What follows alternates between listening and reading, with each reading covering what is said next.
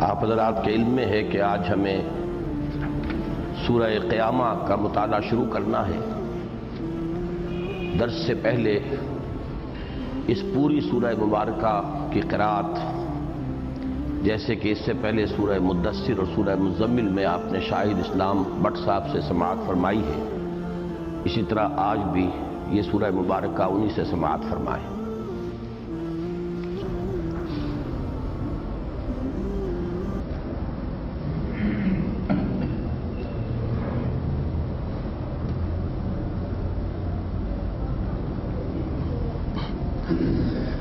أعوذ بالله من الشيطان الرجيم.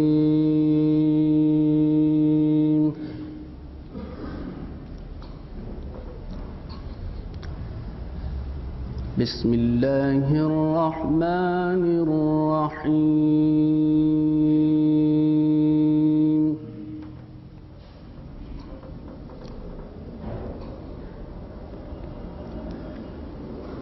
لا أقسم بيوم القيامة ولا أقسم بالنفس اللوامة.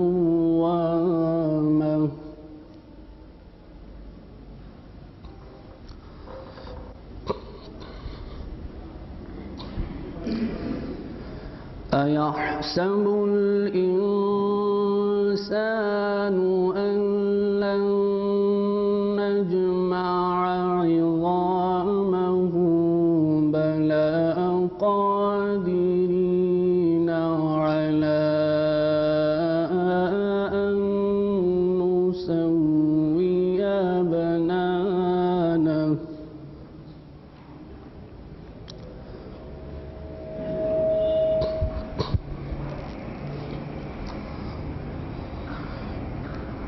بل يريد الإنسان ليفجر أمامه يسأل أيان يوم القيامة.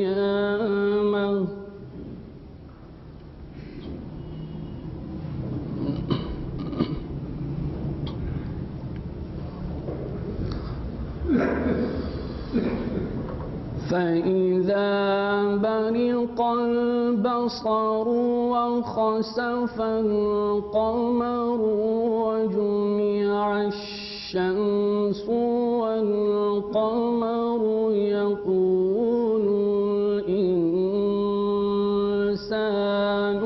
يومئذ أين المفر.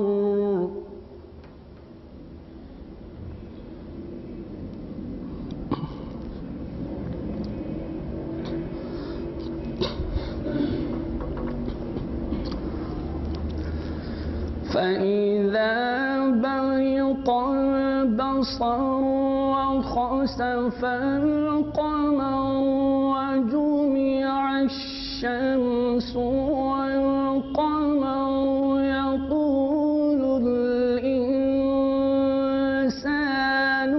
يومئذ أين المفر.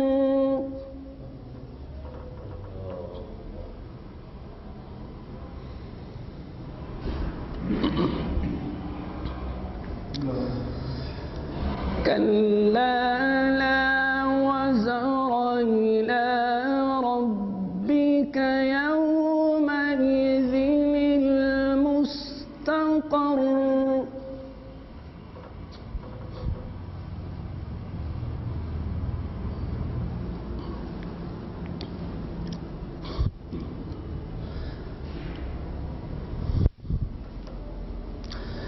ينبأ الإنسان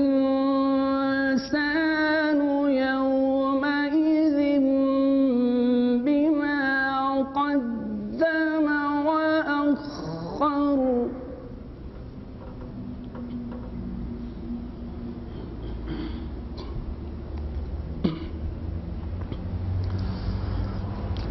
بل الإنسان على نفسه بصيرة ولو ألقى معاذيره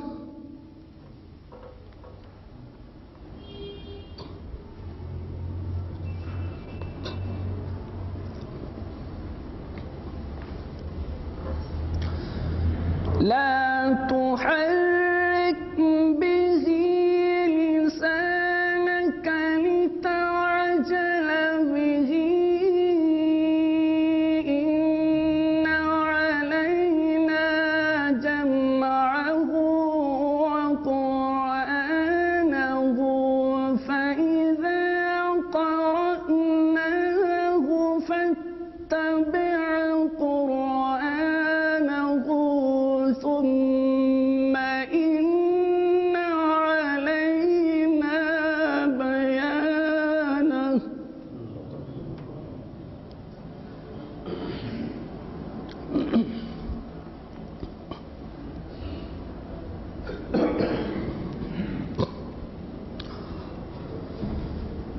فإذا قرأناه فاتبع قرآنه ثم إن علينا بيانه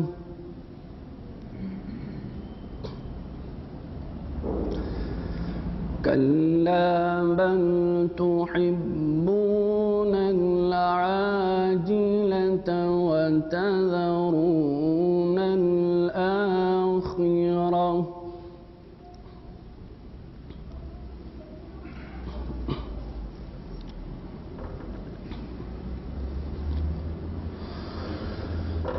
وجوه يومئذ ناظرة إلى ربها ناظرة ووجوه يومئذ باسرة تظن أن يفعل بها فاقرة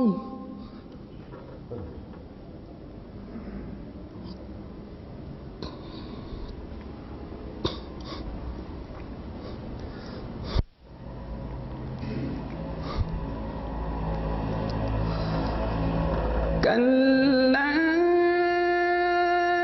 إذا بلغت التراقي وقيل من راق وظن أنه الفراق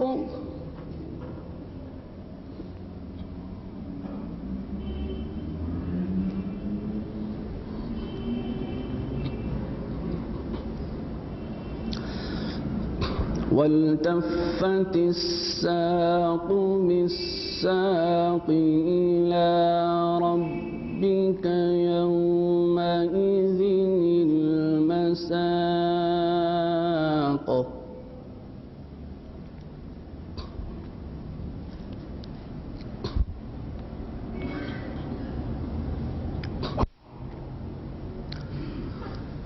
فلا صدق ولا صلى ولكن كذب وتولى ثم ذهب إلى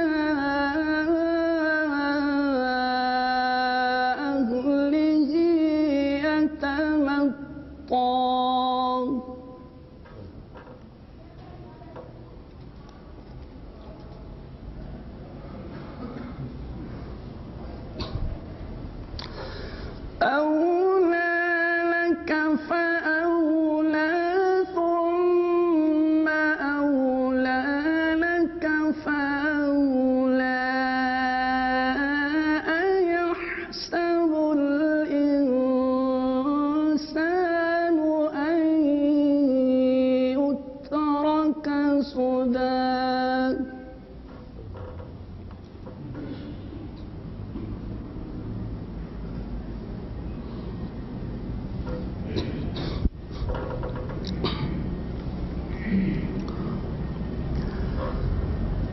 ألم يكن نطفة من مني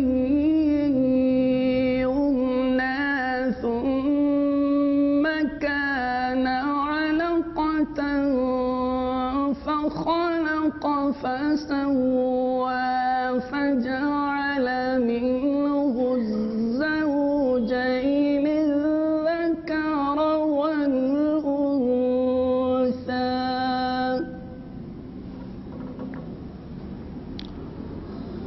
أليس ذلك بقادر على أن يحيي الموتى صدق الله العظيم. نحمده ونصلي على رسوله الكريم. اما بعد فاعوذ باللہ من الشیطان الرجیم. بسم اللہ الرحمن الرحیم. رب اشرح لي صدری ویسر لي امری واحلل عقدۃ من لسانی یفقهوا قولی. اللہم ربنا الہمنا رشدنا واعذنا من شرور انفسنا. اللہم ربنا نور قلوبنا بالایمان واشرح صدورنا للاسلام ووفقنا لما تحب وترضى.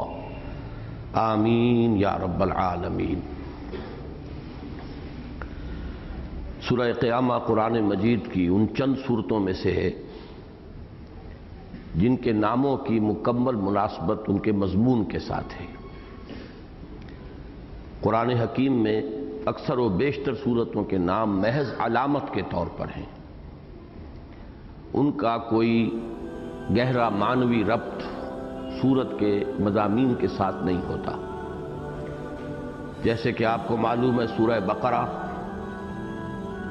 اب اس صورت کا نام سورہ بقرہ اس اعتبار سے ہے کہ اس میں وہ واقعہ آیا ہے ایک جگہ پر کہ بنی اسرائیل کو گائے ذبح کرنے کا حکم ہوا، اس پر انہوں نے ہیلے بہانے کیے.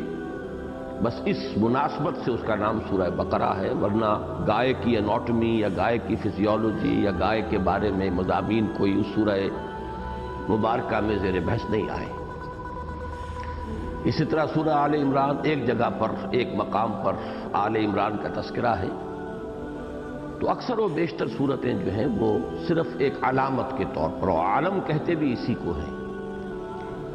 جو اسم علم ہے اس میں معنویت لازماً موجود نہیں ہوتی. لاہور کا نام، یہ شہر ہے لاہور ہے، یہ اس کا اسم علم ہے، ایک علامت ہے کہ اس نام کے حوالے سے ایک شہر کو پہچانا جاتا ہے. اسی طرح قرآن مجید کی صورتوں کے نام ہیں بطور علامت. البتہ بعض صورتیں ایسی ہیں کہ جن کے مضامین کی بڑی گہری مناسبت ان کے ناموں کے ساتھ ہے، جیسے سورۃ الجمعہ.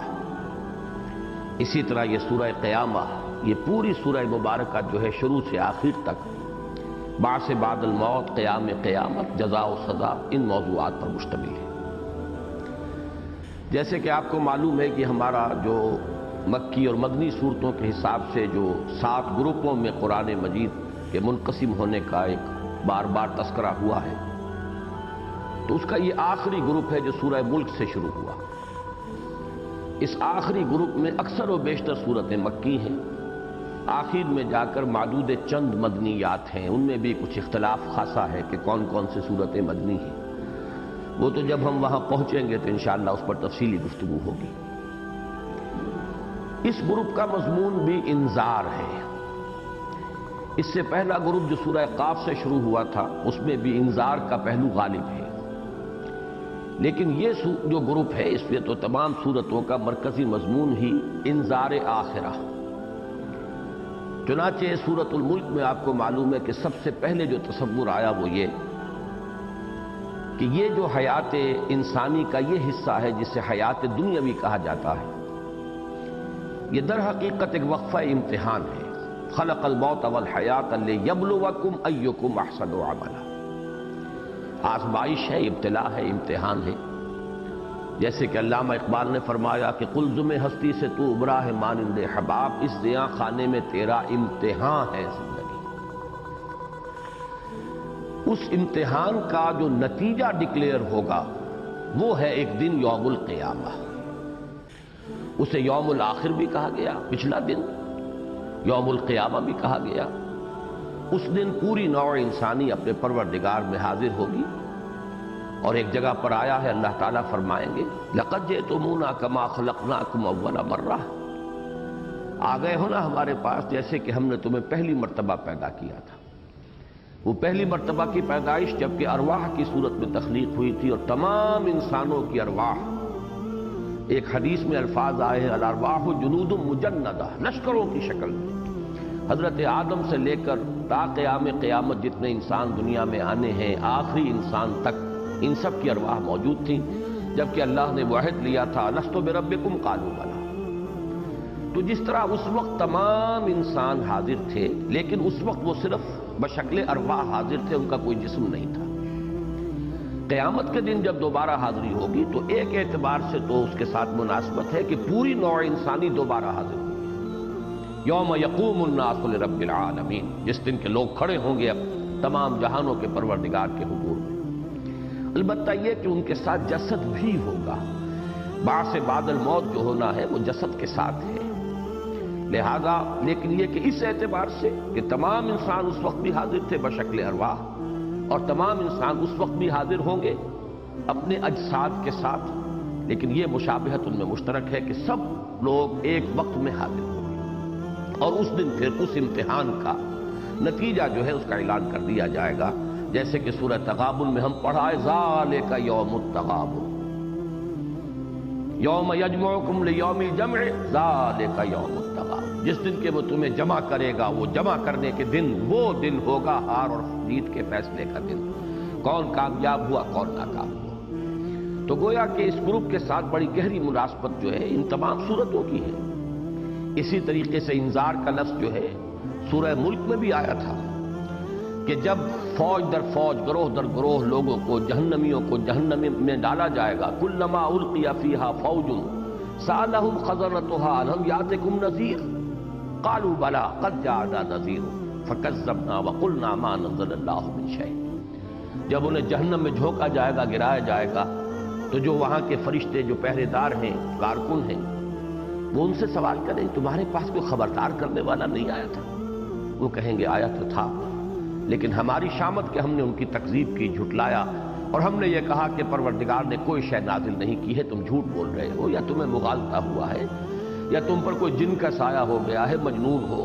جو بھی کہا ہم نے، لیکن یہ کہ ان کی تصدیق نہیں کی. چنانچہ سابقہ صورت جو ہے اسی انذار پر یا ایھا المدثر قم فانذر، وہ انذار در حقیقت سابقہ صورت کا جو ہے مرکزی مضمون تھا. ویسے یہ کہ ان تمام مکی صورتوں کا جو مضمون ہے وہ کسی نہ کسی اعتبار سے ایک دوسرے سے بہت مشابہ ہے، اس لیے کہ انذار آخرت ہی ان سب کا عمود ہے. چنانچہ دیکھیے اس کا جوڑا ہے سورۃ الدہر جو اس کے بعد آنے والی ہے. یہ دو صورتیں باہم جوڑے کی حیثیت میں، اور ان دونوں کے درمیان بڑا گہرا ربط ہے. اس صورت کا اختتام ہوگا جیسے کہ ابھی آپ نے قرات میں سماعت فرمایا اَيَحْسَبُ الْإِنسَانُ أَن يُتْرَكَ سُدًى أَلَمْ يَكُن نُطْفَةً مِّن مَّنِيٍّ يُمْنَىٰ ثُمَّ كَانَ عَلَقَةً فَخَلَقَ فَسَوَّىٰ فَجَعَلَ مِنْهُ الزَّوْجَيْنِ الذَّكَرَ وَالْأُنثَىٰ. کیا یہ انسان جو آج بڑھ چڑھ کر باتیں بنا رہا ہے، پروردگار کی باتوں کی تکذیب کر رہا ہے، رسول کا استہزاء کر رہا ہے، کبھی اس نے غور نہیں کیا یہ کیا تھا، اس کی حقیقت کیا تھی؟ گندے پانی کی ایک بوند جو ٹپکائی گئی، پھر اسی کا علقہ بنایا، پھر اسی سے اللہ نے نر اور مادہ بنا دیے، مرد اور عورت بنا دیے. چنانچہ اسی کے ذکر سے اگلی سورت شروع ہوگی. هل أتى على الإنسان حين من الدهر لم يكن شيئا مذكورا إنا خلقنا الإنسان من نطفة أمشاج نبتليه فجعلناه سميعا بصيرا. انسان پر کیا وہ وقت آیا تھا کہ نہیں؟ یہ تو انسان کے مشاہدے کی بات ہے.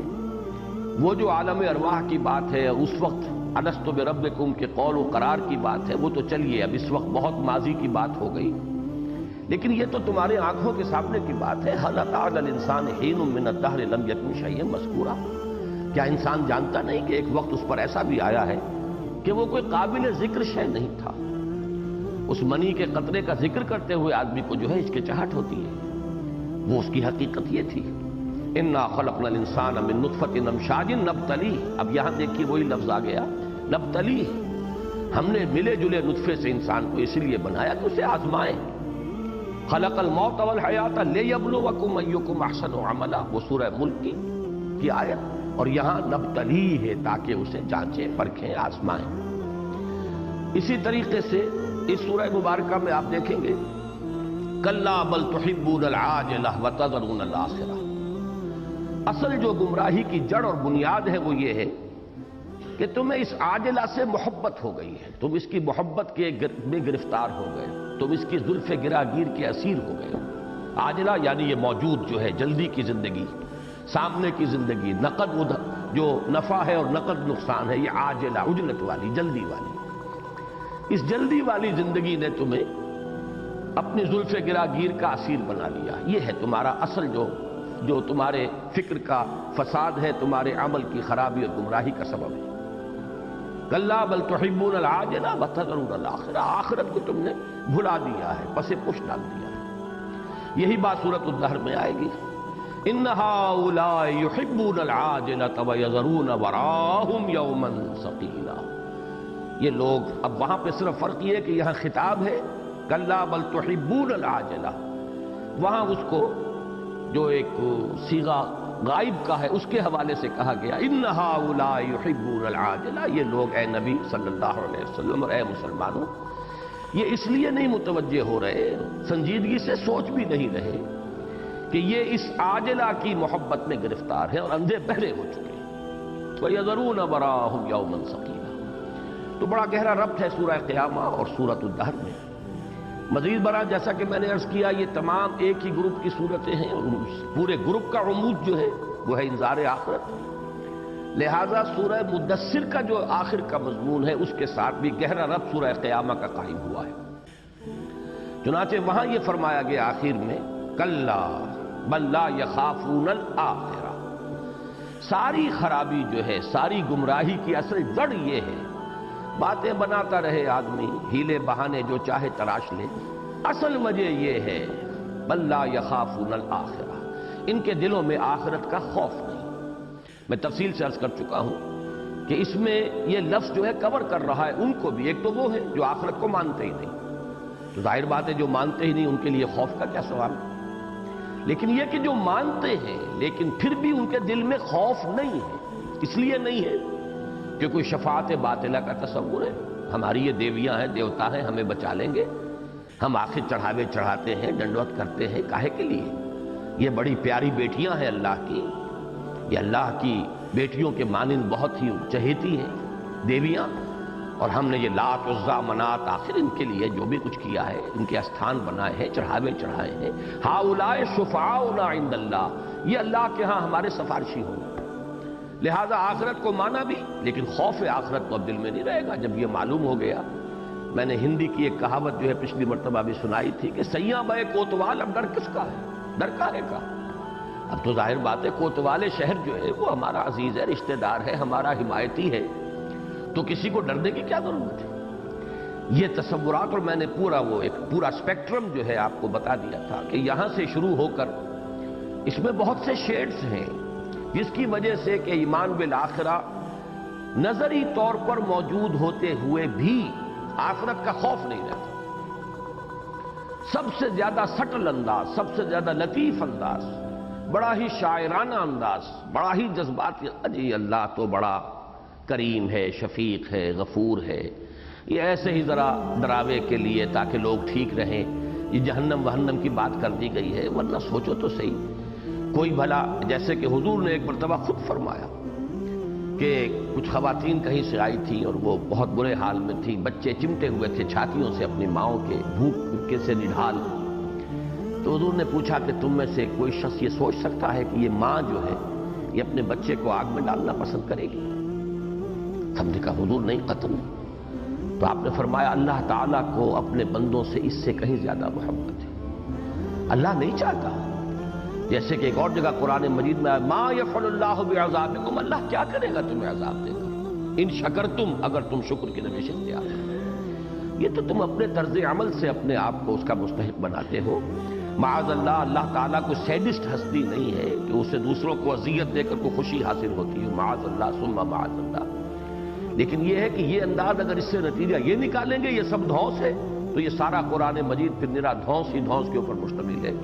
شاعرانہ تصور کے اعتبار سے بات بڑی دل کو لگتی ہے، جی کیا ہے، سب ٹھیک ہے، لوگوں کو ڈراوے کے لیے ذرا یہ دھونس بتا دی گئی ہے، اور یہ جہنم اور یہ اور وہ، باقی اللہ تو بڑا رحیم ہے، بڑا شفیق ہے، بڑا ودود ہے، بڑا رؤوف ہے۔ اب یہ ایک انداز ہے، یا ایھا الانسان ما غرک بربک الکریم، اے انسان کس چیز نے تجھے دھوکہ دیا ہے اپنے رب کریم پر۔ یہ خیال کرنا جو ہے یہ بھی در حقیقت دھوکے میں پڑ جانا ہے۔ وہ غفور بھی ہے، رحیم بھی ہے، شفیق بھی ہے، ودود بھی ہے، رؤوف بھی ہے، لیکن وہ شدید ذو انتقام بھی ہے، وہ عادل بھی ہے، وہ انتقام لینے والا بھی ہے، شدید العقاب بھی ہے، سخت سزا دینے والا بھی ہے۔ اور یہ باتیں میری دھونس نہیں ہیں۔ تو چونکہ سورہ مدثر کے آخر میں فرمایا کہ اصل سبب کیا ہے، کلا بل لا یخافون الآخرہ، یہ استہزاء کر رہے ہیں، تمسخر کر رہے ہیں۔ ہم میں سے ہر ایک کو چٹھی مل جانی چاہیے، ہمارے تکیے کے نیچے رکھا ہوا مل جانا چاہیے ایک خط اللہ کی طرف سے، جس میں یہ بات وضاحت کے ساتھ ہو، ہر شخص کو اپنے صبح کے وقت اپنے گھر کے اندر جب اٹھے سو کر تو تکیے کے نیچے سے خط مل جائے۔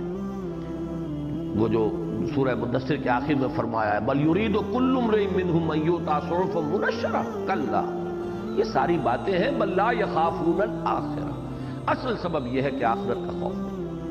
تو اسی آخرت کے خوف پر مضمون ہے یہ پوری سورہ مبارکہ۔ تو گویا کہ یہ تمام صورتیں آپس میں انٹر لنکڈ بھی ہیں، اس لیے کہ سب ایک گروپ کے اندر شامل ہیں، اور اس گروپ کا مضمون جو ہے بحیثیت مجموعی وہ ہے انذار آخرت۔ البتہ ان میں جوڑے بھی ہیں۔ اب سورہ مزمل اور سورہ مدثر کا جوڑے ہونا جو ہے وہ تو بہت ہی نمایاں، بہت واضح، بلکہ قرآن حکیم میں سورتوں کے جو نہایت نمایاں جوڑے ہیں ان میں سے ایک مدثر اور مزمل بھی ہے۔ اسی طریقے سے یہ جوڑا ہے سورہ قیامہ اور سورۃ الدہر کا۔ اس سورت کے بارے میں تمہیدی طور پر ایک بات اور جان لیجئے کہ قرآن مجید کے اسلوب اور سٹائل کے بارے میں یہ سب سے اہم صورت ہے کہ اس کی نہایت ہی جامع اور کامل نمائندگی کرتی ہے۔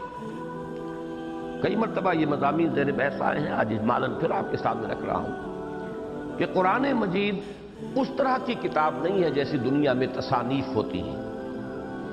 دنیا میں کوئی کتاب ہوگی، اس کے ابواب ہوں گے، ہر باب میں ایک بحث مکمل ہو جائے گی، اگلے باب میں پھر کوئی بات ریپیٹ نہیں ہوگی، بات آگے چلے گی، ورنہ تو وہ کتاب جو ہے تصنیف جو ہے وہ معقول تصنیف نہیں قرار دی جائے گی کہ ایک باب میں ایک بات آ چکی ہے، پھر اگلی باب میں پھر آ رہی ہے، پھر تیسرے باب میں پھر آ رہی ہے۔ تو دنیاوی تصانیف کے اعتبار سے تو یہ عیب ہے، ایک بات مکمل ہو جانی چاہیے، ایک باب کے اندر اس سے اگلی بحث آنی چاہیے دوسرے باب میں، پھر یہ کہ کتاب اپنے ایک مضمون کی تکمیل کر دے بحیثیت مجموعی، یا آپ کہتے ہیں مجموعہ مقالات، کلیکشن آف ایسیز، ان میں سے ہر ایسے جو ہے، ہر مقالہ وہ اپنے عنوان کے اعتبار سے مکمل ہوتا ہے، خود مکتفی ہوتا ہے۔ لیکن یہ کہ قرآن مجید نہ تو کلیکشن آف ایسیز کی حیثیت رکھتا ہے، نہ یہ کوئی اس معنی کی تصنیف ہے جس معنی کی تصانیف سے ہم واقف ہیں۔ اس قرآن کا اپنا ایک سٹائل ہے، جب تک اسے نہ پہچانا جائے اس پر تدبر کے راستے انسان کے اوپر کھلتے نہیں۔ پہلی بات تو یہ ہے کہ اس کا سٹائل ہے خطبے کا، جیسے خطیب کھڑا ہو اور خطبہ دے رہا ہو، اور اس خطبے کے اندر آپ کو معلوم ہے کہ چند چیزیں اس کی خطابت کے اسلوب کا وہ جزو لا ینفک ہے۔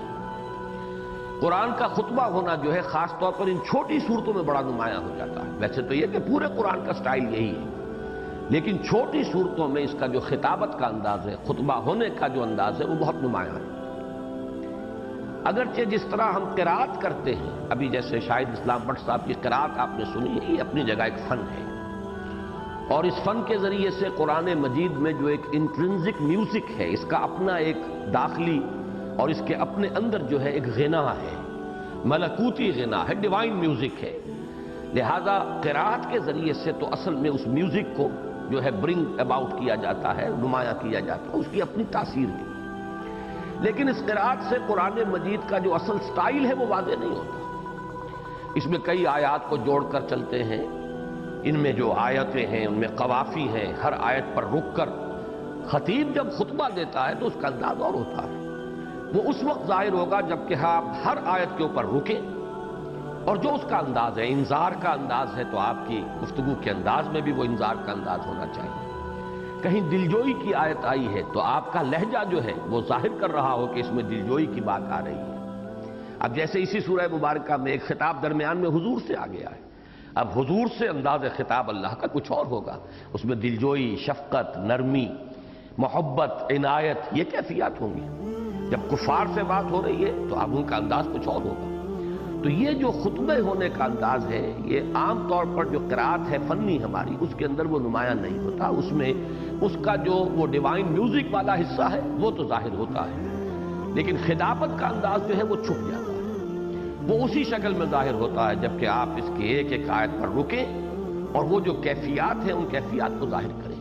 اگر اس طریقے سے آپ پڑھیں گے تو اس کا خطبہ ہونا واضح ہوتا ہے۔ اب خطبے کی جو چیزیں بالکل جزو لا ینفک جو میں کہہ رہا ہوں اس کی ہوتی ہیں وہ یہ ہے کہ ایک تو خطبے میں تحویل خطاب بہت ہوتا ہے بکثرت۔ ابھی ایک سے گفتگو ہو رہی تھی منکرین سے، ابھی اہل ایمان سے خطاب شروع ہو گیا۔ اگر آپ کہیں تصنیف میں یا مقالے میں ایسا کریں گے تو آپ کو نمایاں کرنا پڑے گا، اب ہم کچھ باتیں اہل ایمان سے کرنا چاہتے ہیں، اب آپ بات شروع کریں گے، کوئی نہ کوئی وارننگ ہوگی، کوئی نہ کوئی اس کے بارے میں وضاحت ہوگی۔ خطیب یہ نہیں کرتا، خطیب تو یہ فرض کرتا ہے کہ اب یہ بات سمجھ رہی ہے، یہ جو حاضر ہے میں ان سے مخاطب ہوں۔ کبھی ایسا ہوتا ہے کہ جو موجود نہیں ہوتا وہاں اس سے خطاب شروع ہو جاتا ہے۔ کبھی آپ نے کسی دھواں دار مقرر کو سنا ہوگا سیاسی جلسے میں تقریر کرتے ہوئے، صدر ایوب صاحب کے زمانے میں وہ صدر ایوب صاحب کو خطاب کرنا شروع کر دیتے تھے، حالانکہ صدر صاحب تو اس جلسے میں موجود نہیں ہوتے تھے۔ بھٹو صاحب کے زمانے میں بھٹو کو چیلنج کرنا جلسے میں شروع کر دیتے تھے، حالانکہ بھٹو صاحب تو وہاں موجود نہیں ہوتے تھے۔ یہی اب بھی ہوگا۔ تو کبھی یہ کہ جو حاضر ہے اس کو غائب فرض کر لیا جاتا ہے، خطاب نہیں ہوتا، بظاہر موجود ہے، بات انہی سے ہو رہی ہے لیکن صیغہ غائب میں گفتگو ہوگی۔ کبھی جو غائب ہے اس سے حاضر فرض کر کے اس سے گفتگو شروع ہو جائے گی گویا کہ وہ موجود ہے۔ تو تحویل خطاب ان کے اندر جو ہے بکثرت آپ کو قرآن مجید کی ان صورتوں میں اور بڑی جلدی جلدی خطاب کا رخ بدلتا ہے۔ وہ سٹائل جو ہے بہت زیادہ نمایاں ہو جاتا ہے چھوٹی صورتوں، یہ جو ابتدائی مکی صورتیں۔ ایک اور فرق جو ہے ابتدائی مکی صورتوں کا اور پھر بعد میں جیسے جیسے وقت گزرا ہے تو مکی صورتوں کے اندر بھی سٹائل بدلا ہے اور مدنی صورتوں میں جا کر وہ بہت جو ہے نمایاں ہو گیا ہے۔ وہ یہ ہے، اس کی مثال میں نے بارہا دی ہے کہ ایک پہاڑی علاقے میں نالے، ندیاں، دریا ہوتے ہیں، پہاڑی دریا جیسے دریائے کنہار، دریائے سوات آپ نے جا کر دیکھا ہو۔ پہاڑ تو بڑا چھوٹا ہوگا، چوڑا تھوڑا ہی ہوگا، گہرائی زیادہ ہوتی ہے، جوش و خروش بہت ہوتا ہے۔ یہ کیفیت ہے ایک پہاڑی علاقے میں کسی دریا کی، پہاڑ چھوٹا، گہرائی زیادہ، جوش و خروش بہت، لہریں ہیں اونچی اونچی اور پتھر لڑک کے جا رہے ہیں اور شور ہے اور ہنگامہ ہے۔ وہی دریا جب میدان میں آتا ہے اب وہ خاموش پرسکون چوڑا اس کا پاٹ ہو جائے گا، روانی جو ہے تسلسل کے ساتھ ہوگی۔ بس اسی کے حوالے سے یہ سمجھ لیجئے ابتدائی مکی صورتوں میں خطابت کا وہ انداز آپ کو ملے گا۔ آیتیں چھوٹی چھوٹی جیسے سورہ مدثر میں آپ دیکھا ہے، ثم نظر ثم عبس وبصر ثم ادبر واستکبر فقال ان هذا الا سحر یوسر ان هذا الا قول البشر سأصلیہ سقر وما ادراک ما سقر لا تبقی ولا تذر لواحۃ للبشر۔ وہی انداز یہاں، یہ جو انداز ہے چھوٹی چھوٹی آیتیں، مضمون بہت گہرا، لیکن یہ ہے کہ جوش و خروش، جیسے کہ ایک بہت ہی پرجوش خطیب جو ہے خطبہ دے رہا ہے۔ اور یہ بھی مجھے یاد آ گیا تو نوٹ کرا دوں کہ حضور صلی اللہ علیہ وسلم کا خطبے کا انداز یہی تھا۔ حضور کے خطبے کی کیفیت کے بارے میں روایتیں ملتی ہیں کہ جب آپ خطبہ دیتے تھے تو علا صوتہ، آپ کی آواز بڑی بلند ہو جاتی تھی، واحمرت عیناہ، آپ کی دونوں آنکھیں سرخ ہو جاتی تھی، ایسے محسوس ہوتا تھا جیسے کسی فوج کا کمانڈر جو ہے وہ اپنی فوج کو ابھار رہا ہے جنگ کے لیے، جوش دلا رہا ہے۔ یہ انداز ہوتا تھا نبی اکرم صلی اللہ علیہ وسلم کے خطبے کا۔ تو وہ انداز جو ہے بہت نمایاں ہے ابتدائی صورتوں میں، اور اس کی بھی ایک بڑی نمائندہ صورت جو ہے وہ سورہ قیامہ ہے۔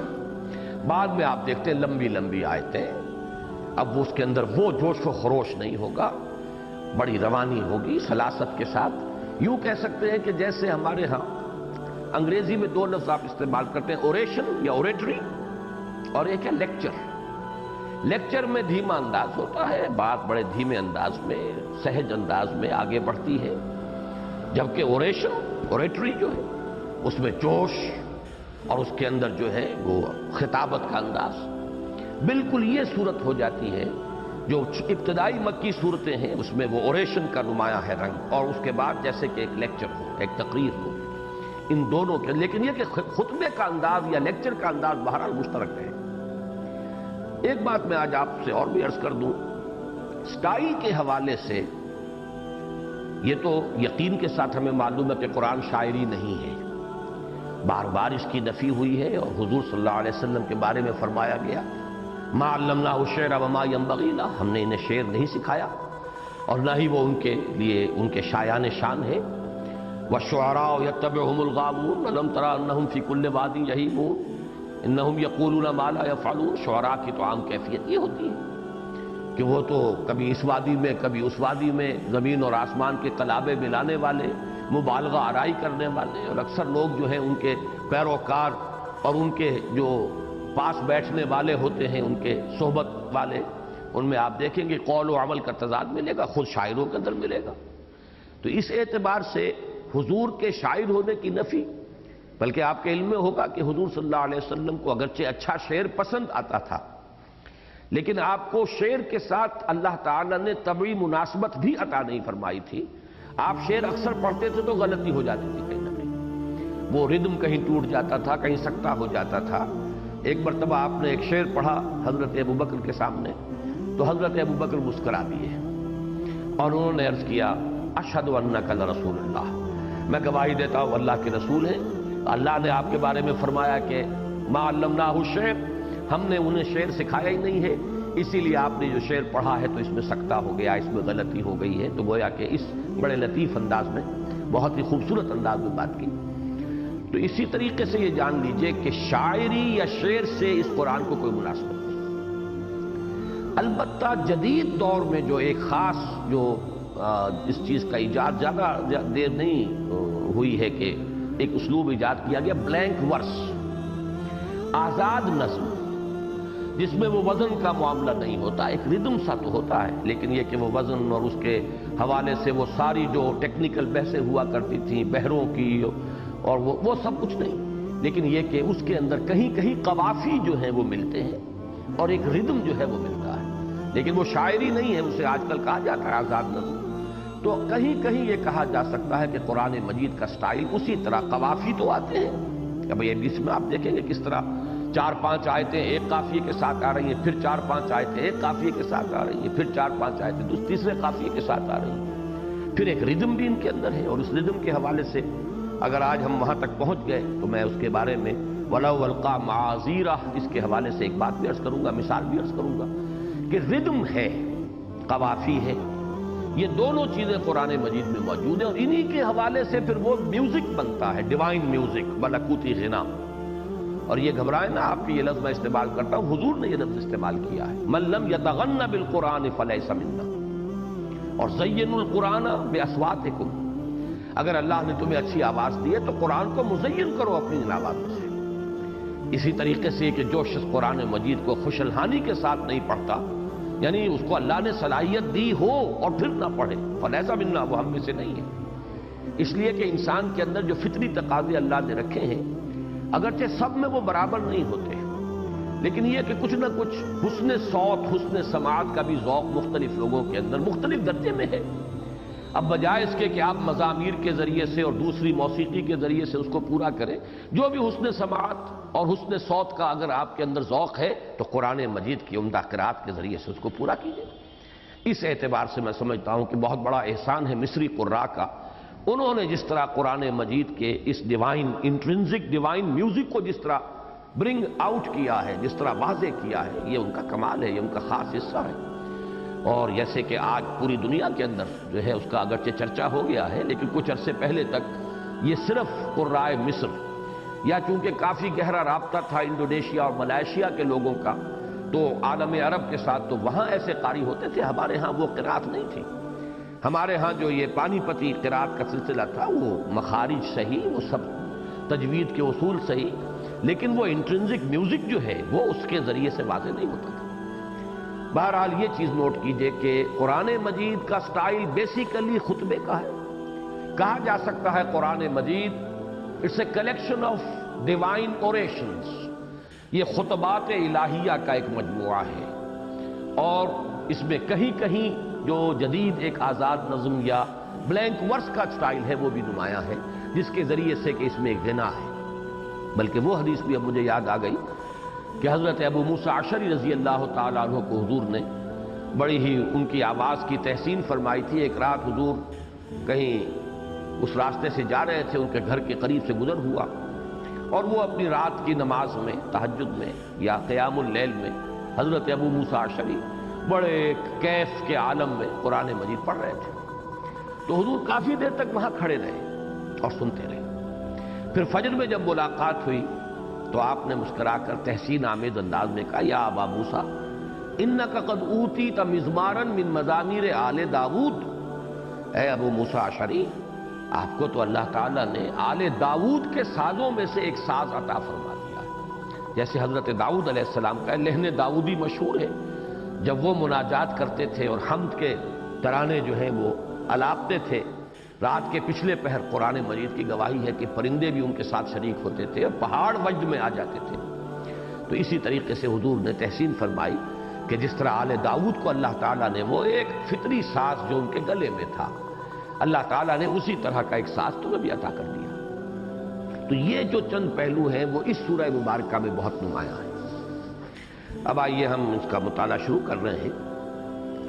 لا اقسم بیوم القیامہ، جو کہ پچھلے درس میں بھی سورہ مدثر کے آخری حصے میں جب آیا تھا، کلا والقمر واللیل اذ ادبر والصبح اذا اسفر، تو میں نے یہ جو لا آتا ہے قرآن مجید میں قسموں سے پہلے، اس کے بارے میں کچھ باتیں پچھلی مرتبہ عرض کر دی تھی، آج ذرا مزید تفصیل سے اس کو سمجھ لیجیے۔ لا اقسم، ایک رائے تو یہ ہے کہ یہ متصل ہے، ملا ہوا ہے۔ لا اقسمو کے معنی کیا ہے؟ میں قسم نہیں کھاتا۔ اقسمو میں قسم کھاتا ہوں، لا اقسمو میں قسم نہیں کھاتا۔ اگر یہ اس کو متصل مانا جائے گا تو ترجمہ ہوگا میں قسم نہیں کھاتا۔ اس معنی میں پھر مراد کیا لیا گیا ہے؟ اگر یہ بات یہ رائے ہو کہ جس چیز پر قسم میں کھا رہا ہوں وہ اتنی اظہر من الشمس ہے کہ مجھے قسم کھانے کی احتیاج ہی نہیں، میں قسم نہیں کھاتا۔ قسم تو کسی ایسی بات پر کھائی جاتی ہے کہ جو واضح نہ ہو، جس میں کوئی ابہام ہو، جس میں کوئی شک و شبے کی گنجائش ہو۔ لا اقسم، میں قسم نہیں کھاتا۔ یہ مفہوم لیا ہے بعض حضرات نے، جو لا کو یا سمجھتے ہیں کہ زائد بھی نہیں ہے اور منفصل بھی نہیں ہے، متصل ہے۔ یہ رائے خاصی کمزور ہے۔ ایک رائے جو ہے وہ یہ ہے کہ یہ زائد ہے، لا بس آ گیا ہے، اس کا ترجمہ نہیں کیا جائے گا۔ بعض حضرات اس کو بہت ہی سختی کے ساتھ رد کرتے ہیں۔ قرآن مجید میں کہیں کہیں لکھنے کے انداز میں تو کوئی حرف زائد آ گیا ہے، وہ کتابت میں آیا ہے، اس کے آگے گول سا دائرہ اس کے اوپر لگا دیا جاتا ہے کہ یہ پڑھنے میں نہیں آئے گا، یہ کتابت کا معاملہ ہے۔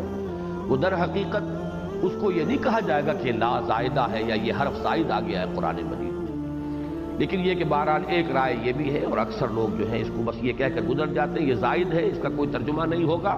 لا اقسمو مساوی ہے اقسمو کے، کہ میں قسم کھاتا ہوں۔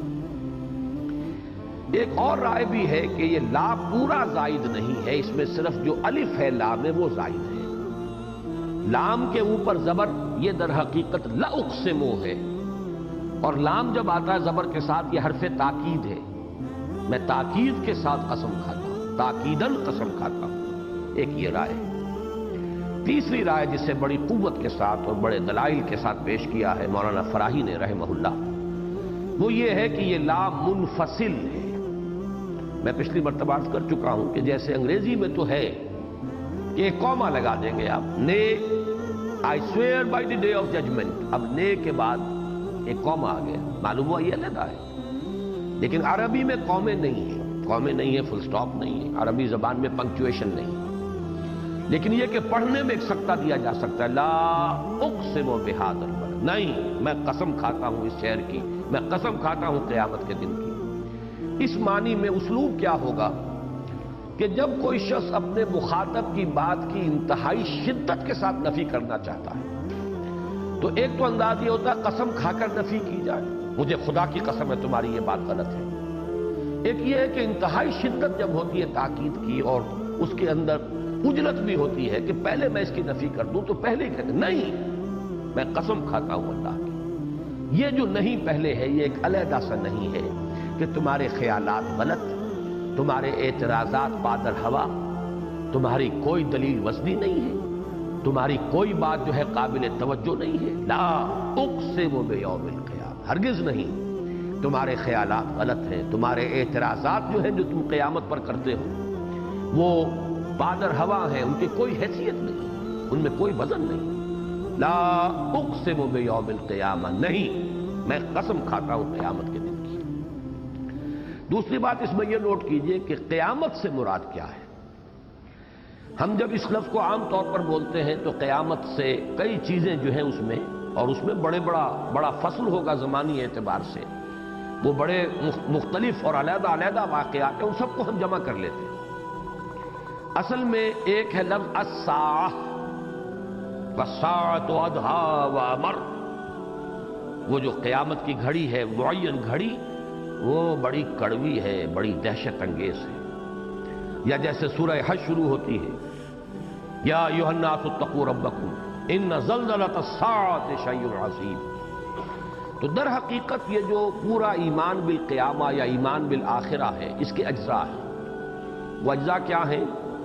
ایک گھڑی ہے الساعہ، اسی کو الحاقہ، ملحاقہ، القارعہ، ملقارعہ، یہ تمام الفاظ اس کے لیے، جس سے کہ اس میں بڑا درہم برہم ہو جائے گا، یہ نظام ٹوٹ پھوٹ ہوگی، کرے ٹکرائیں گے، یہ پورا نظام جو ہے یہ تباہ ہوگا، ہر ذی حیات پر موت طاری ہوگی، الا من شاء اللہ، سوائے اس کے جسے اللہ چاہے۔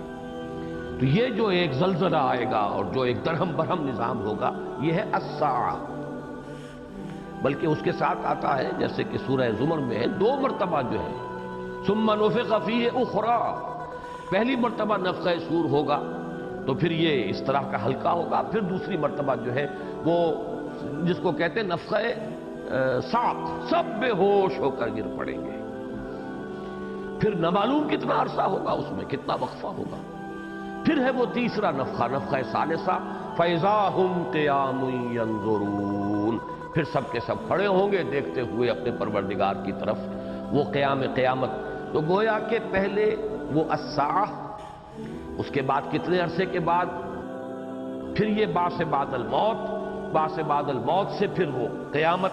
تو در حقیقت یوم القیامت جو ہے وہ یوں سمجھیے کہ اس پورے سلسلے کا جو آخری کڑی جو ہے اس کی، وہ یوم القیامہ ہے۔ یوم القیامہ کھڑے ہونے کا دن، یوم یقوم الناس لرب العالمین، جس دن کے لوگ کھڑے ہوں گے اپنے پروردگار کے حضور میں۔ فَإِذَا هُمْ قِيَامٌ يَنظُرُونَ، تو اچانک وہ کھڑے ہوں گے دیکھتے ہوئے، وہ ہے یوم القیامہ۔ اور وہی ہے در حقیقت، جیسا کہ میں نے ابتدا میں تمہید میں عرض کیا، وہ ہے نتیجے کے اعلان کا دن۔ باقی یہ وہ الساعہ جو ہے، جو ہلچل ہوگی، القارعہ، الحاقہ، وہ اپنی جگہ پر ہے۔ بعث بعد الموت کا پھر مرحلہ جب آئے گا اور پھر جب لوگ جمع کیے جائیں گے میدان حشر میں اور کھڑے ہوں گے اپنے رب کے حضور میں، جیسے عدالت میں کھڑے ہوتے ہیں، وہ ہے در حقیقت یوم القیامہ۔ اب تیسری بات اس میں سمجھیے کہ لا اقسم بیوم القیامہ، اس میں دلیل کون سی ہے؟ اس لیے کہ مخاطب کون ہے؟ جو قیامت کے منکر ہیں، جو بعث بعد الموت کا انکار کر رہے ہیں۔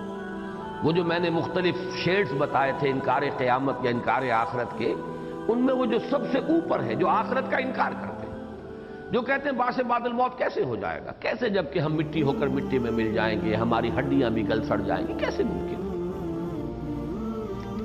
وہ ہے لوگ کے جو مخاطب ہیں۔ اب ان کے لیے تو قیامت کے لیے کوئی دلیل چاہیے، محض قسم کھا دینے سے تو بات پوری نہیں ہوتی۔ یہ ایک اعتراض ہے کہ جو منطقی طور پر وارد ہوتا ہے، تو اس کو سمجھ لیجئے کہ ایک دلیل ہوتی ہے منطقی اور عقلی دلیل، وہ آئے گی اگلی آیت میں۔ ایک دوسری دلیل ہوتی ہے خطابی دلیل، اذعانی دلیل۔ اس خطابی دلیل میں اور اذعانی دلیل میں عقل اور منطق سے بحث نہیں ہوتی۔ اس میں جو وزن ہوتا ہے وہ متکلم کی اپنی شخصیت کا وزن ہوتا ہے۔ کون قسم کھا رہا ہے، در حقیقت سارا جو وزن اس میں پڑے گا وہ اس کی شخصیت کا۔ اب ظاہر بات ہے کہ جو شخص قرآن مجید کو اللہ کا کلام مانتا ہے وہ جب اس کو پڑھے گا تو لرز اٹھے گا، لا اقسم بیوم القیامہ، اس کے سامنے یہ بات آئے گی اللہ قسم کھا رہا ہے قیامت کے دن۔ وہ ایک ایسی اٹل حقیقت ہے، ایسا شدنی امر ہے، اتنی وہ قطعی ہے اور حتمی ہے اور یقینی ہے کہ اللہ تعالیٰ اس کی قسم کھا رہے ہیں تو لرزہ طاری ہوگا، کپ کپی طاری ہوگی، آدمی چونک جائے گا۔ اور برسبیل تنزل یہ عرض کر رہا ہوں کہ جو شخص اسے اللہ کا کلام نہیں مانتا وہ بھی یہ تو کہے گا کہ محمد کہہ رہے ہیں صلی اللہ علیہ وسلم۔ اب ظاہر بات ہے کہ خود حضور صلی اللہ علیہ وسلم کی شخصیت دلیل ہے، کون قسم کھا رہا ہے، کون کہہ رہا ہے، تو پورا وزن جو ہے حضور صلی اللہ علیہ وسلم کی شخصیت کا وہ گویا کہ اس کی پشت پر ہے۔ اسی کی نمایاں ترین مثال جو ہے سورہ تغابن میں ہے، زعم الذین کفروا ان لن یبعثوا، یہ خیال لاحق ہو گیا ہے، مغالطہ لاحق ہو گیا ہے، زعم ہو گیا ہے ان کافروں کو کہ یہ اٹھائے نہیں جائیں گے مرنے کے بعد۔ قل بلا وربی لتبعثن ثم لتنبؤن بما عملتم وذلک علی اللہ یسیر۔ اے نبی کہہ دیجئے کیوں نہیں، مجھے اپنے پروردگار کی قسم ہے تم لازماً اٹھائے جاؤ گے۔ اب ایک اعتراض تو ہو سکتا ہے صاحب اس میں دلیل کون سی ہوئی؟ دلیل تو کوئی نہیں۔ آپ نے پہلے ایک بات سادہ انداز میں کہی، اب آپ نے قسم کھا کر کے دی، تو اس میں دلیل کون سی ہے؟ تو اس بات کو نوٹ کر لیجئے اچھی طرح تجزیہ کر کے، اس میں کوئی منطقی دلیل نہیں، کوئی عقلی دلیل نہیں، یہ خطابی دلیل کہلاتی ہے۔ اور خطابی دلیل میں اصل وزن جو ہے وہ در حقیقت شخصیت کا ہے کہ کون یہ بات کہہ رہا ہے اور کس درجے اذعان اور یقین کے ساتھ کہہ رہا ہے۔ کبھی ایک شخص کسی قول کا قائل ہے لیکن اسے خود اتنا گہرا یقین نہیں ہوتا، وہ بات کہتا ہے سطحی انداز میں کہتا ہے، سننے والا بھی محسوس کر لیتا ہے کہ ہی از ہمسیلف شیکی، اس کے اندر وہ یقین والی بات خود نہیں ہے۔ لیکن جب ایک قائل جو ہے اس کا پورا انداز، اس کا لہجہ، اس کا اسلوب وہ گویا کہ یہ ظاہر کر رہا ہے کہ اسے 100% یقین ہے اس کی حقانیت کا، تو اب اس کی پوری شخصیت اس پلڑے میں آتی ہے اس کے وزن کی حیثیت سے۔ یہ ہے در حقیقت خطابی دلیل، قل بلا وربی لتبعثن ثم لتنبؤن بما عملتم۔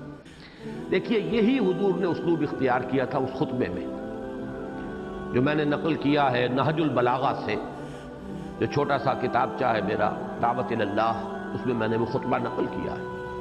اور میرا گمان یہ ہے اگرچہ نہج البلاغہ میں اس کی صراحت نہیں ہے لیکن میں کافی وثوق کے ساتھ یہ سمجھتا ہوں کہ یہ خطبہ حضور کا وہ ہے جو آپ نے بالکل شروع میں جبکہ آپ کو حکم دیا گیا کہ وانذر عشیرتک الاقربین، تو جو 2 مرتبہ دعوت طعام کا اہتمام ہوا اور بنو ہاشم کو جمع کیا حضور نے۔ پہلی مرتبہ تو یہ ہے کہ جب آپ کچھ تقریر کرنے کے لیے، خطاب کرنے کے لیے کھڑے ہوئے تو لوگوں نے شور مچا دیا، ہوٹنگ کی، ہنگامہ کیا اور چلے گئے، بات سنی نہیں۔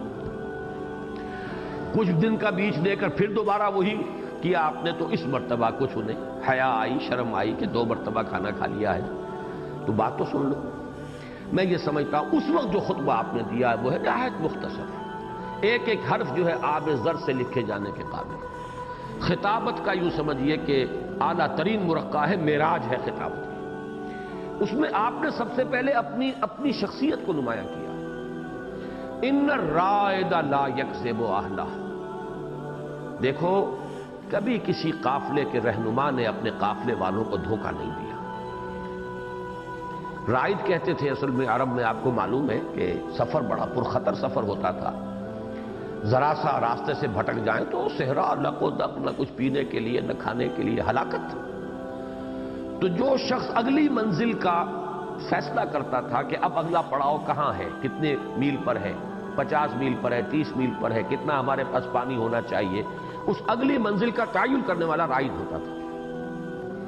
اور ظاہر بات ہے کہ وہ سب سے معتمد ترین انسان ہوتا تھا اس قافلے کا، وہ دھوکہ دے تو سب کے سب ہلاک ہی ہلاک، کسی کے بچنے کا کوئی امکان ہی نہیں۔ تو وہ پوری تاریخ ان کا اور پورا تمدن اور اس کا پورا پس منظر جو اس ایک لفظ میں ہے جو آپ نے استعمال کیا، ان الرائد لا یکسب اہلہ، دیکھو کسی رائد نے آج تک اپنے قافلے والوں کو دھوکہ نہیں دیا، اب اس پر آپ نے بلڈ کیا ہے۔ اب یہ دیکھیے، یہ ہے وہ خطابت کا انداز، واللہ لو کذبت الناس جمیعا ما کذبتکم ولو غررت الناس جمیعا ما غررتکم، خدا کی قسم اگر میں تمام انسانوں سے جھوٹ بول سکتا تب بھی تم سے کبھی جھوٹ نہ بولتا۔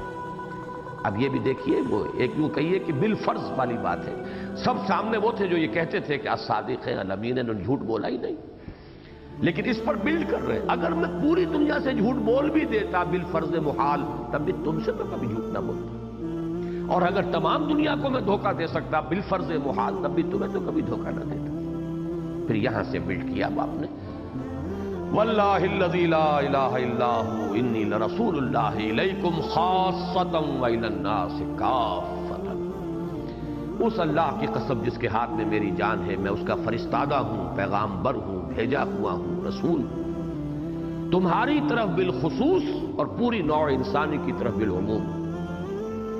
گویا کہ ایک جملے میں ایمان باللہ بھی آ گیا، واللہ الذی لا الہ الا ہو، اور ایمان برسالت بھی آ گیا، انی لرسول اللہ الیکم خاصۃ والی الناس کافۃ۔ اب سارا معاملہ قیامت کا ہے، واللہ لتموتن کما تنامون۔ اور یہاں بھی دیکھیے کیسے ایک ایسی بات سے بات شروع کی گئی ہے جس کا کوئی رد ہے ہی نہیں، خدا کی قسم تم سب مرو گے جیسے کہ روزانہ رات کو سو جاتے ہو، موت وارد ہو کر رہے گی، ثم لتبعثن کما تستيقظون، پھر تمہیں اٹھا لیا جائے گا لازماً جیسے کہ روزانہ بیدار ہو جاتے ہو صبح، ثم لتحسبن بما تعملون، پھر تمہارا حساب لیا جائے گا جو کچھ کہ تم اس وقت کر رہے ہو، ثم لتجزون بالاحسان احسانا وبالسوء سوءا، پھر بدلہ مل کر رہے گا تمہیں بھلائی کا بھلا، برائی کا برا، وانھا لجنۃ ابدا او لنار ابدا، اور وہ یا پھر جنت ہے ہمیشہ ہمیش کے لیے، اور یا پھر آگ ہے دوزخ ہے ہمیشہ ہمیش کے لیے۔ یہ ہے وہ خطبہ،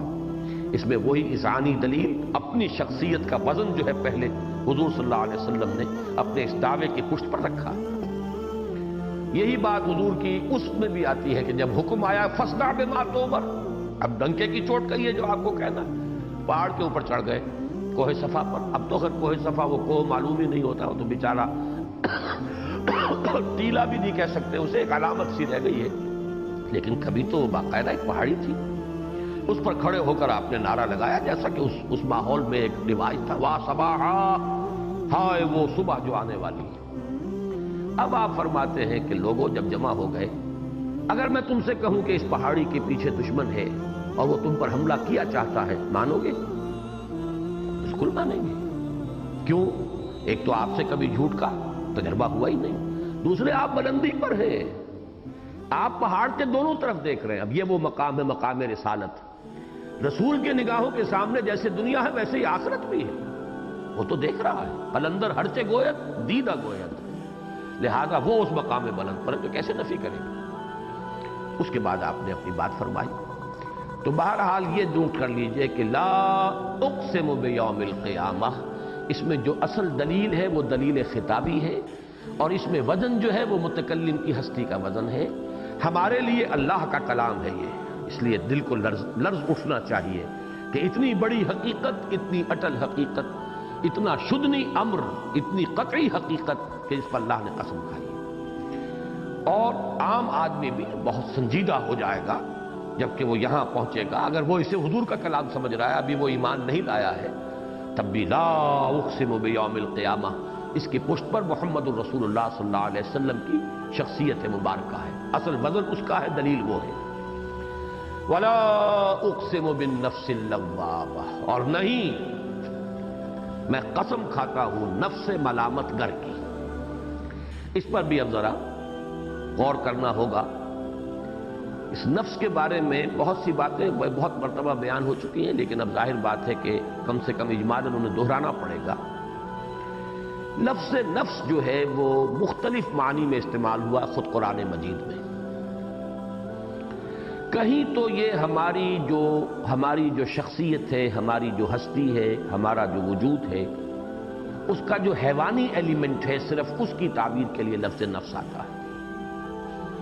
چنانچہ ہمارے ہاں اہل تصوف میں اگرچہ لطائف ستہ مشہور ہیں، لیکن جہاں تک میری رسائی ہو سکی ہے، میں اپنی کوتاہی علم اور کوتاہی نظر کا اعتراف کرتے ہوئے عرض کر رہا ہوں، مجھے بقیہ جو 3 اور لطائف ہیں ان کے لیے قرآن و سنت کے اندر کوئی بنیاد نہیں ملی، بلکہ پچھلے دنوں ایک مضمون جب میری نظر سے گزرا، ایک ہندو نے، حیدرآباد دکن کے ہیں وہ، انہوں نے مضمون لکھا تھا اور انہوں نے یہ کہا کہ در حقیقت یہ ویدوں کی تعلیمات ہے کہ 6 انسانی وجود میں 6 مراکز نور ہیں، نور کے 6، اور وہ اس کے مختلف 6 جو مقامات ہیں، اگر ان کا مراقبہ کیا جائے اور ان کے اوپر اگر ریاضت کی جائے، تپسیا کی جائے تو اس طرح کے نور نظر آتے ہیں، ان کے رنگ ہوتے ہیں۔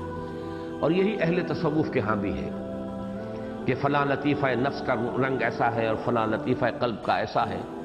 ان چیزوں کا کوئی ذکر نہ قرآن میں نہ حدیث میں، لیکن یہ کہ وہاں موجود ہے تو مجھے یہ محسوس ہوتا ہے کہ شاید، میں واللہ عالم عرض کر رہا ہوں یہ کہتے ہوئے، میں یقین کے ساتھ نہیں کہہ سکتا کہ شاید یہ چیز ہمارے ہاں جہاں تک لطائف ستہ کی حد تک تعلق ہے وہیں سے آئی ہے۔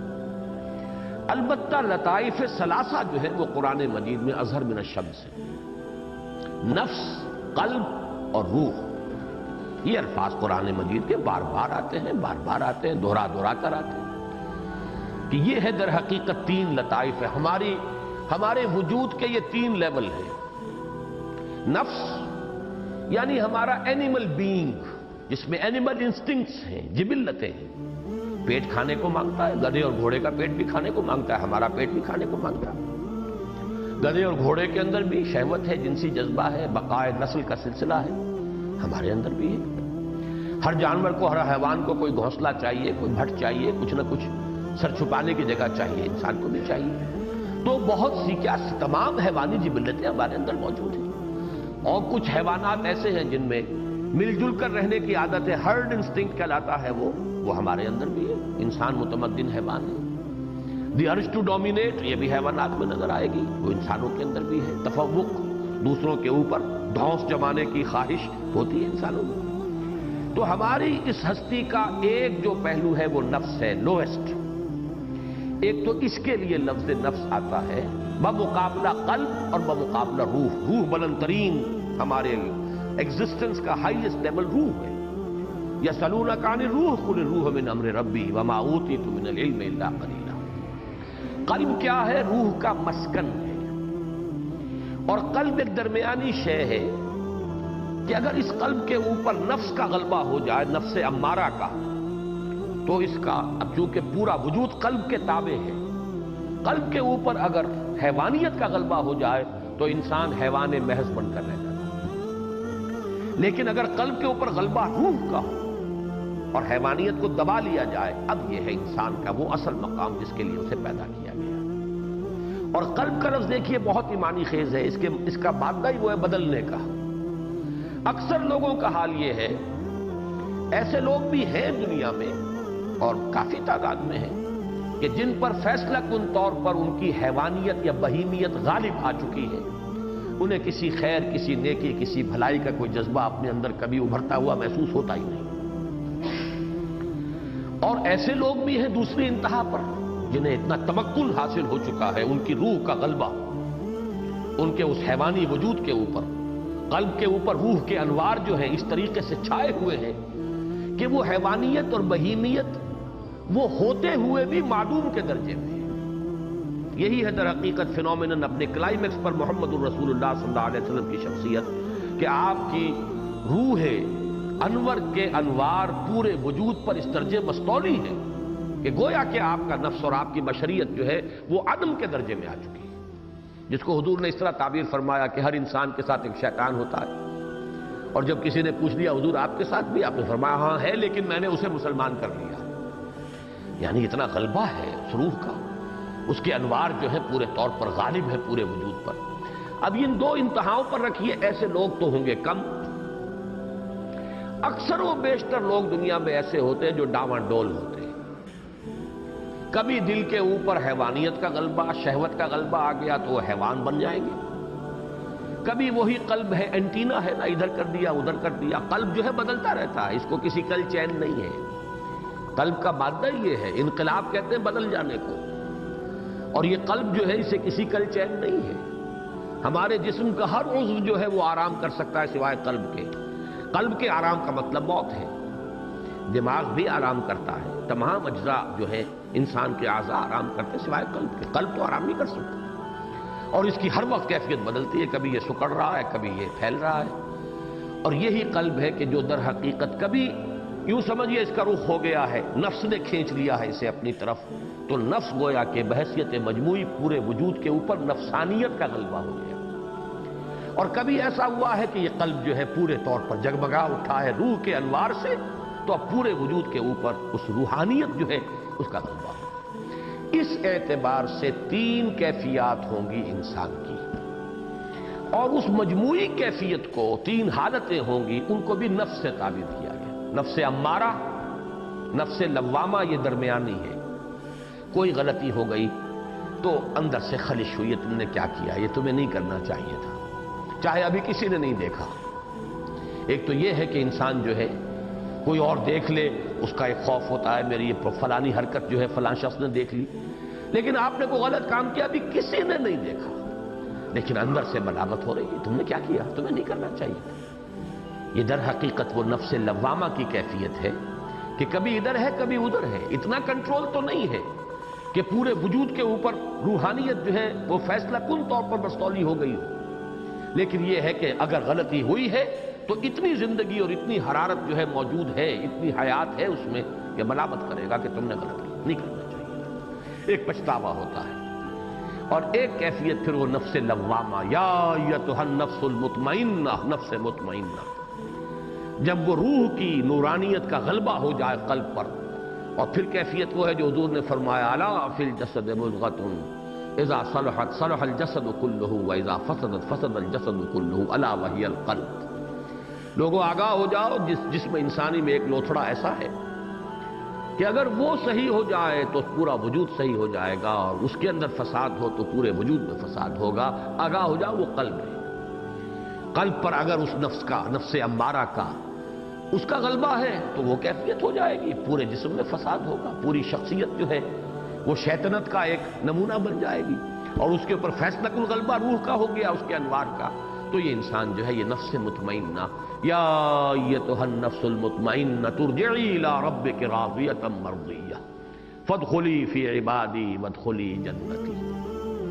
تو میں جو عرض کر رہا تھا وہ یہ کہ ایک تو نفس جو ہے ان تین لیولز میں سے سب سے لوور لیول کو ڈینوٹ کرنے کے لیے اس کے لیے لفظ نفس آئے گا۔ ایک نفس آتا ہے بحیثیت مجموعی، یہ تینوں کے مجموعے کا جو ریزلٹنٹ ہے، جو اس کا نتیجہ نکلتا ہے بحیثیت مجموعی۔ اب یا وہ نفس لوامہ ہے یا نفس مطمئنہ ہے، یا پھر وہ نفس امارۃ بالسوء، وہ نفس ہے کہ جو برائی کا حکم دیا جائے گا دیا جائے گا دیا جائے گا، اور انسان ہاتھ جوڑ کر اس کے پیچھے چلتا رہے گا، اس کی ہر خواہش کو پورا کرے گا۔ تو نفس، اچھا تیسرے معنی اور بھی ہے۔ قرآن مجید میں جہاں فرشتوں کے بارے میں آتا ہے کہ وہ انسانوں کی جب جان نکالیں گے، تو ہم تو کسی وقت لفظ استعمال کرتے ہیں روح قبض کریں گے۔ یہ روح اور نفس کا لفظ جو ہے یہ الفاظ ہماری اردو بول چال میں اور تحریر میں تقریر میں یہ گڑبڑ ہو جاتے ہیں۔ قرآن مجید میں لفظ روح نہیں آتا ہے، اخرجوا انفسکم، نکالو اپنی جانیں۔ اب یہ جو جان کا نکالنا ہے اس کے لیے لفظ روح نہیں آیا ہے، اگرچہ وہ مجموعہ ہوگا پورا، لیکن یہ کہ اس کے لیے لفظ جہاں بھی آیا ہے جان کے لیے، اور چونکہ جان در حقیقت وہ ہمارے حیوانی وجود کا لازمی حصہ ہے، لہذا اس کے لیے لفظ لایا گیا ہے نفس، اخرجوا انفسکم، نکالو اپنی جانیں۔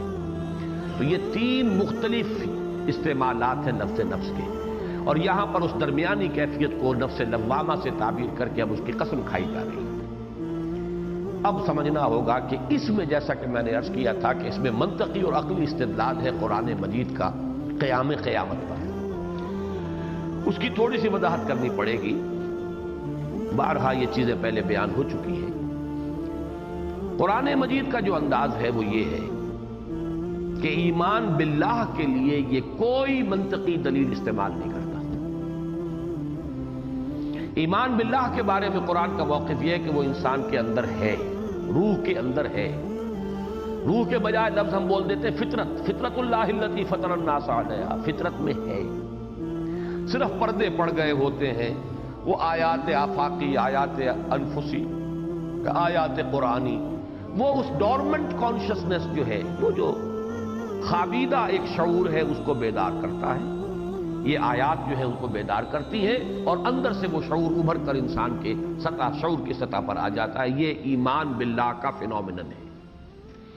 اسی لیے ان تمام چیزوں کو آیات کہا گیا، نشانیاں کہا گیا۔ جیسے کسی شے کی نشانی دیکھ کر وہ شے یاد آ جاتی ہے۔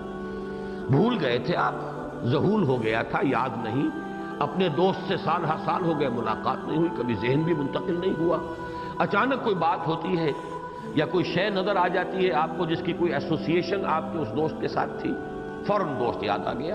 اس میں نہ آپ کی کوئی کانشس ایفرٹ ہے، نہ کسی نے یاد دلایا ہے، صرف نشانی کی بنا پر یاد آیا۔ یاد اس لیے آیا کہ علم تو تھا آپ کو، آپ کے علم میں وہ شے تھی، صرف یہ ہے کہ وہ یادداشت کے ذخیرے میں ذرا نیچے چلی گئی تھی۔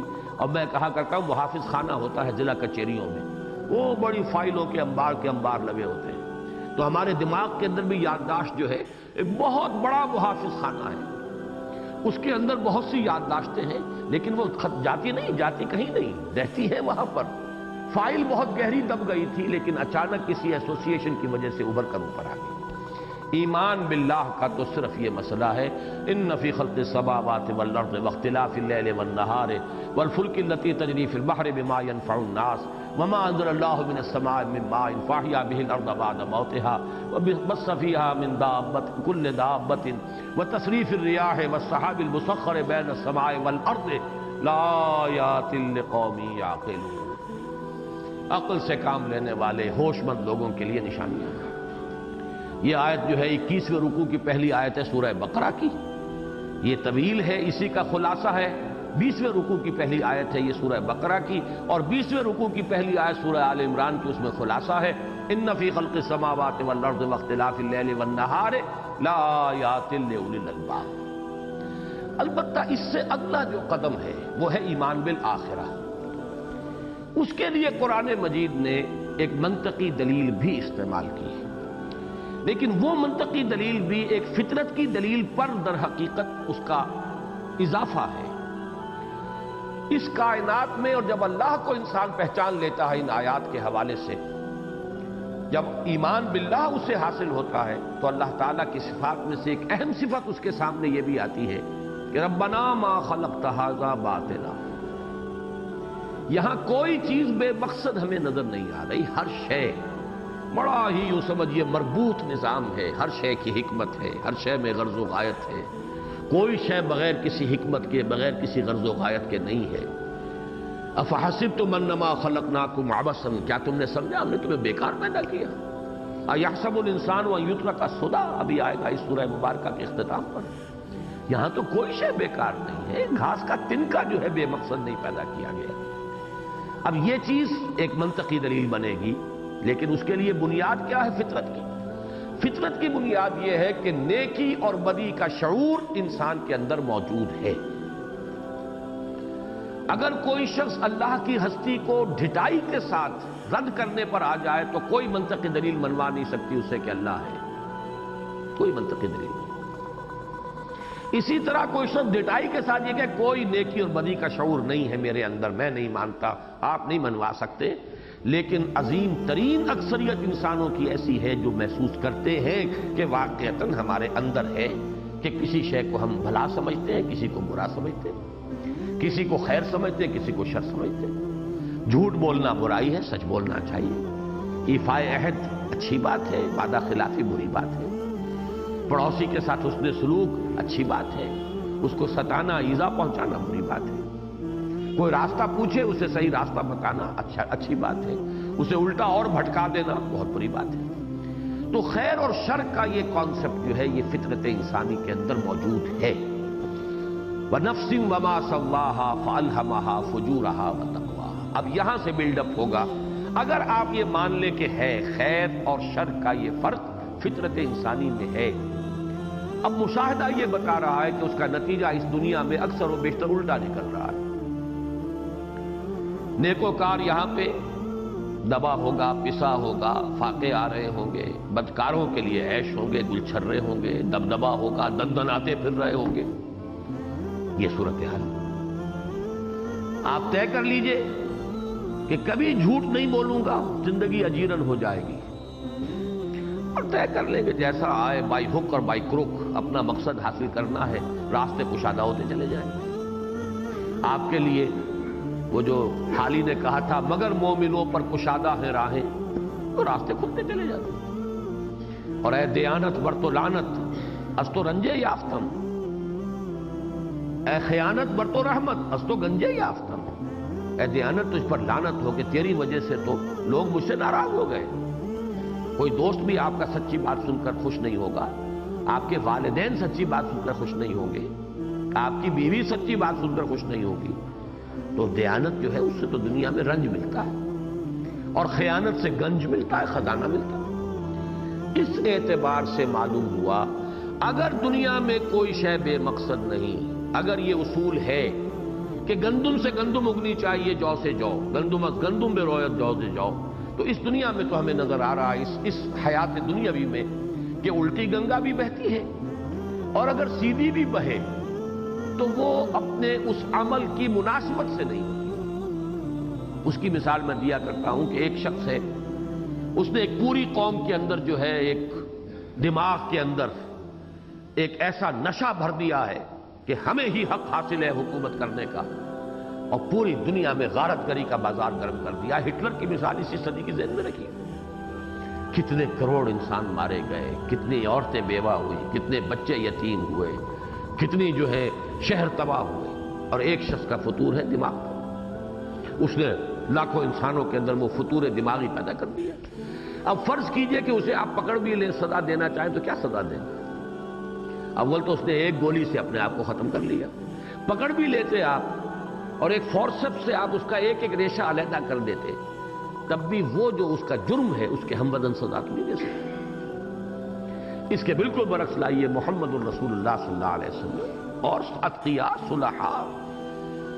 اب کتنا کوئی اجر دے سکے گا معین الدین اجمیری رحمۃ اللہ علیہ؟ اگر 1,00,000 افراد ان کے ہاتھ پر ایمان لائے، آج کتنے کروڑ ہوں گے مسلمان ہندوستان کے جو ان کی وجہ سے اسلام سے روشناس ہوئے ہیں. ان کی اولاد جو ہے کتنا بدلہ دے دے گا کوئی ان کے نیکی کا بدلہ دینا ممکن ہے کیا؟ حضور صلی اللہ علیہ وسلم نے جو بھی ہمارے لیے خیر کیا اس کا کوئی بدلہ ہم دے سکتے ہیں اس کو؟ آپ کو صلی اللہ علیہ وسلم.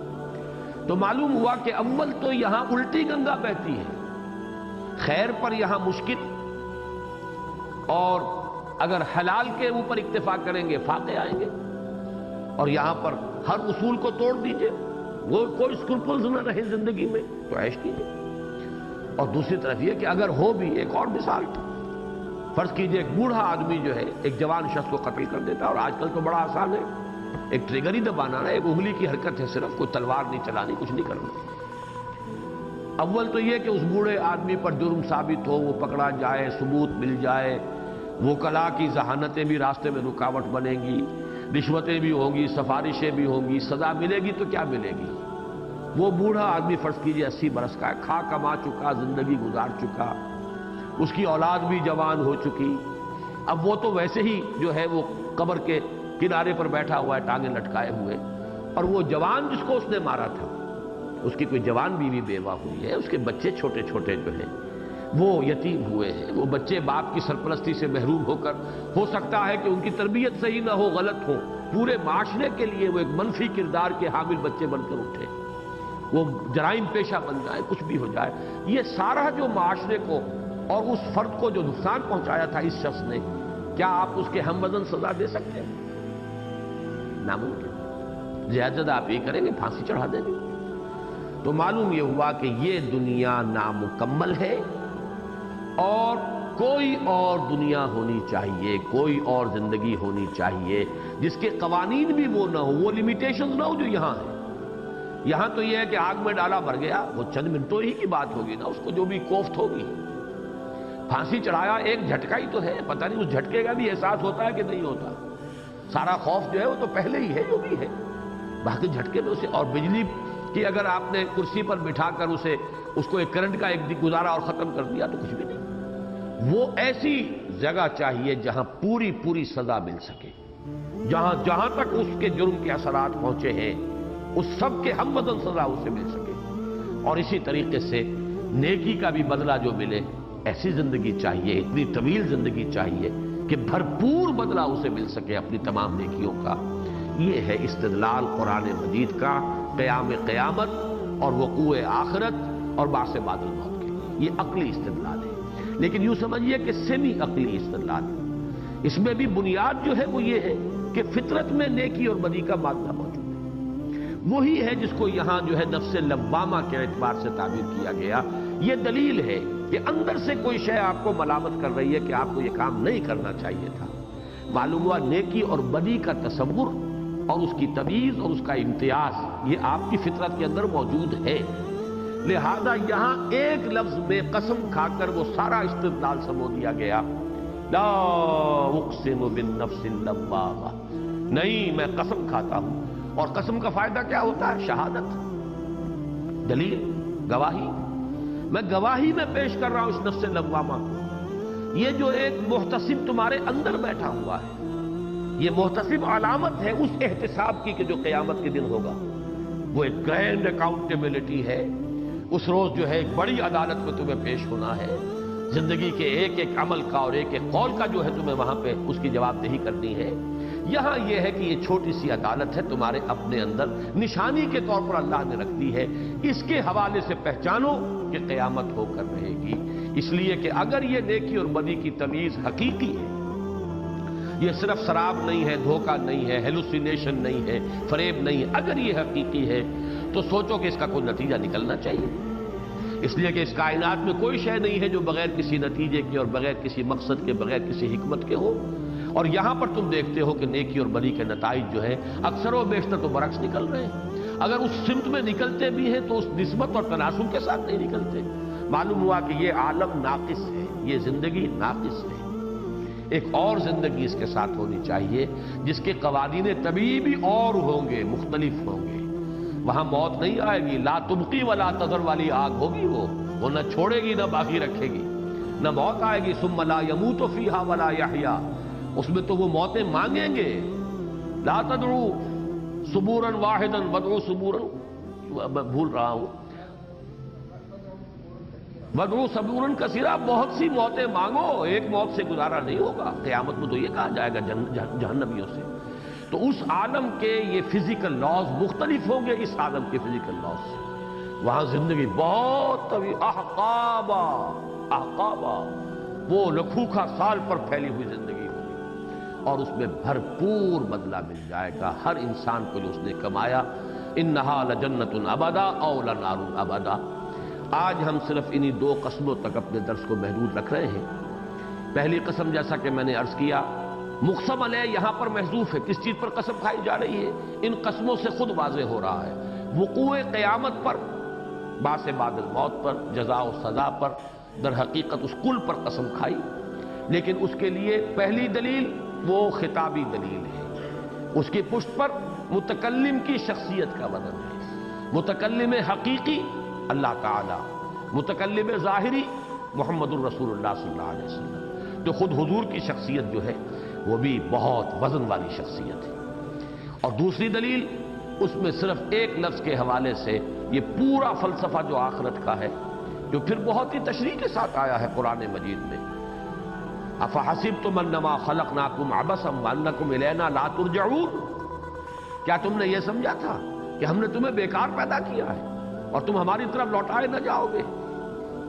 کہیں فرمایا ربنا ما خلقت ھذا باطلا سبحانک فقنا عذاب النار، اے رب تو نے یہ سب کچھ بیکار پیدا نہیں کیا، تو پاک ہے اس سے کہ عبث کام کرے، بیکار اور بے مقصد کام کرے، بس ہمیں بچا لے آگ کے عذاب سے۔ کہیں فرمایا خلق السماوات والارض بالحق، اللہ نے آسمان اور زمین حق کے ساتھ پیدا کیا، یہ باطل نہیں ہے، حق ہے، با مقصد ہے، با معنی ہے، حکمت ہے اس میں، غرض و غایت ہر شے میں ہے۔ تو جس شے کے ہر جز میں غرض و غایت ہے، وہ بحیثیت کل کیسے بلا مقصد ہو سکتی ہے؟ اور اس کائنات کے اندر مرکزی وجود انسان کا وجود، اس کے اندر وہ اخلاقی حص جو اس کی فطرت کے اندر موجود ہے، یہی سب سے بڑی دلیل ہے وقوع قیامت پر اور جزا و سزا کے حق ہونے پر۔ بارک اللہ